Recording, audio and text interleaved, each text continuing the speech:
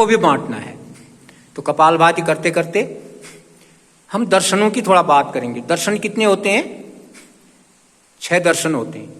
अब जो मुख्य योग शिक्षक के लिए जाते हैं तो उनको कुछ क्वेश्चन पूछते हैं, वहां पर पहले पढ़ाते हैं कुछ दिन, 4-5 दिन, फिर उस लास्ट दिन उनको क्वेश्चन पूछते हैं। जैसे दर्शन कितने होते हैं? हमारे आर्ष ग्रंथ है ना, 4 वेद हैं, तो दर्शन 6 होते हैं।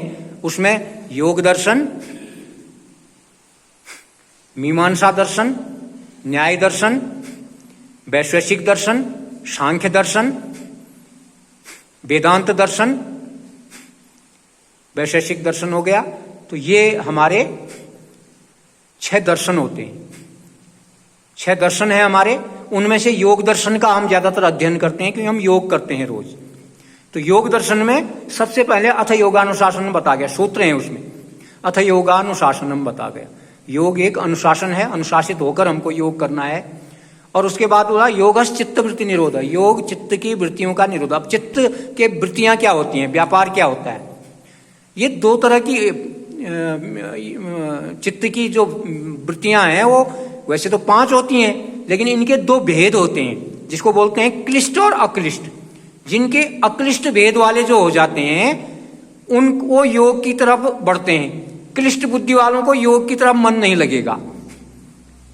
ये योग दर्शन में पहले समाधिपाद में बताया गया, क्योंकि 4 भाग हैं उसके, समाधिपाद, साधनपाद, विभूतिपाद और कैवल्यपाद। तो समाधिपाद में यही कहा गया इसमें सर्वप्रथम कि चित्त की वृत्तियों का निरोध करना है हमने।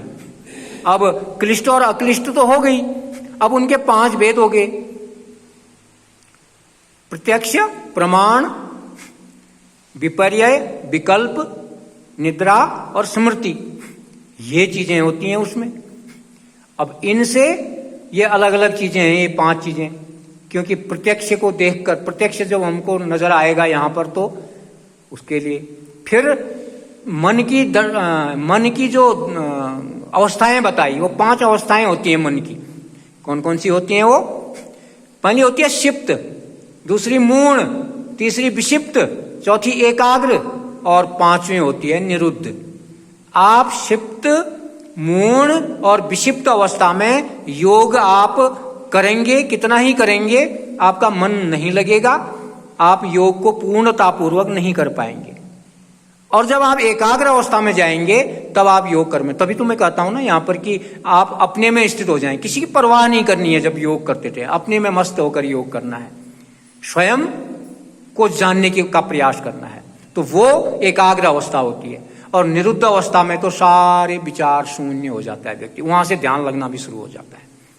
तो ये जो अवस्थाएं हैं 5, इनका ध्यान रखना। 5 अवस्थाओं में क्षिप्त अवस्था ऐसी होती है जिसमें मन भ्रमित रहता है हमेशा, तामसिक अवस्था होती है व्यक्ति की। और जब मूढ़ मन होता है तो उसमें राजसिक और तामसिक दोनों का प्रभाव होता है। और जब विक्षिप्त अवस्था होती है, विक्षिप्त अवस्था में भी योग होता है, लेकिन कभी मन करेगा कभी नहीं करेगा, कभी मन करेगा कभी नहीं करेगा, ऐसा होगा, लेकिन करेगा व्यक्ति योग को, तो वो विक्षिप्त अवस्था होती है। और जब एकाग्र अवस्था हो जाती है तो आपका मन तो लगा ही रहेगा, आप एकाग्र हो जाएं। घर में भी जो काम करेंगे व्यवहार काल में वो भी एकाग्र अवस्था में करेंगे आप, आपका उसमें भी मन लगेगा जो भी कार्य करेंगे। लेकिन जितनी भी अवस्थाएं हैं हमारी निरुद्ध अवस्था को छोड़कर, इसमें हमारे जीवन में हम सुख दुख का आभास करते हैं।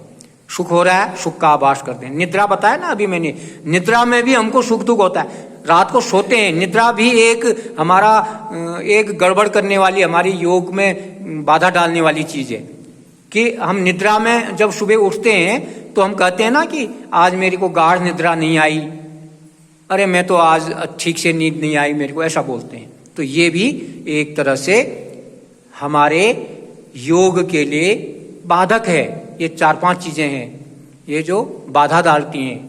स्मृति भी बाधा डालती है, पिछले हम याद करते रहते हैं, क्या किया क्या नहीं किया, वो भी हमारे गड़बड़ करने लगती है। तो ये सारी चीजों का निरोध करना, और कैसे निरोध होगा ये योग दर्शन में आगे समाधिपाद में बताया गया।